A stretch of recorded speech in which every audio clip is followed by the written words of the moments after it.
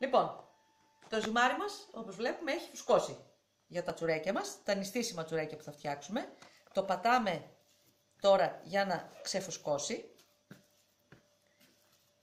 Έτσι. Βλέπω ότι έχει γίνει και πολύ καλό. Είναι τέλειο. Και θα δοκιμάσουμε σήμερα να κάνουμε μια διαφορετική πλεξούδα με 5 κορδόνια. Και εγώ πρώτη φορά θα την κάνω δηλαδή, αλλά ελπίζω να μας πετύχει.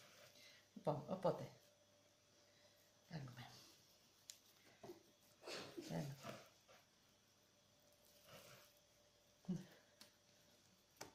Λοιπόν, έχουμε και το γιο μας εδώ που γελάει και ακούγεται μέσα στο βίντεο. Καλά θα κάνει να σηκωθεί να φύγει, γιατί μας γαλάει όλο το σκηνικό. Λοιπόν, θα πρέπει να κάνουμε 5 μπαλάκια.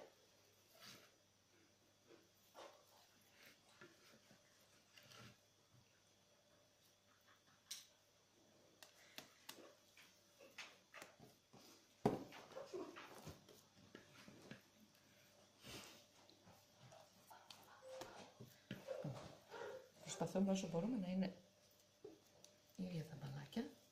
Λοιπόν, θα αναδώσω λίγο το χέρι μου για να μην κολλάει. Και θα κάνουμε.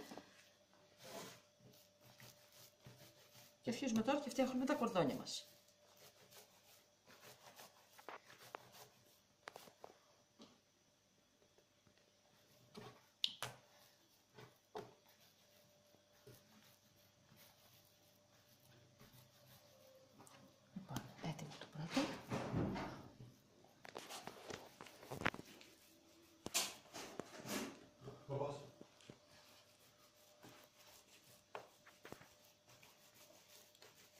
Και το δεύτερο.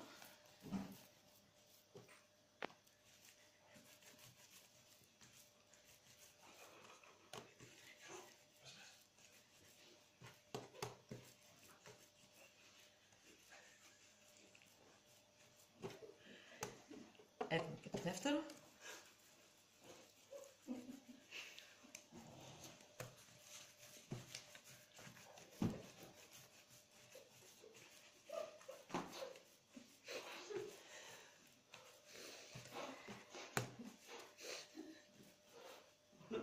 Άστε διάλογο, κλείστε με.